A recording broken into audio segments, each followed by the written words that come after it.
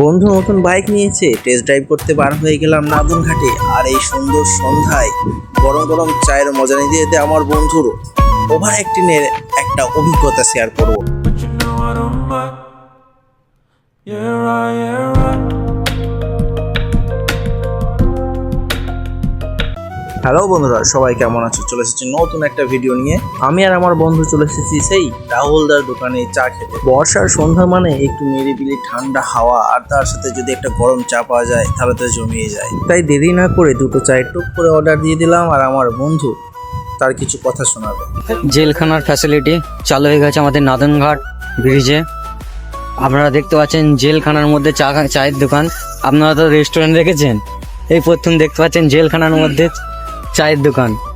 এরপরে সেই রাহুলদার সুন্দর হাসি আর কাপের মধ্যে চা আসাতে আমাদের মনের মধ্যে একটা উতাল পাতাল শুরু হলো। তারপর চায়ের পাত্র হলো বন্ধ, আর আমার বন্ধুর মোটিভেশন হলো চালু।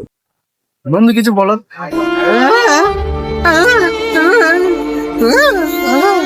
ভিডিওটা এতটুকুই ছিল, ভালো লাগলে শেয়ার করে দিও, লাইক করে দিও এবং একটা গুরুত্বপূর্ণ কমেন্ট জানিয়ে দিও।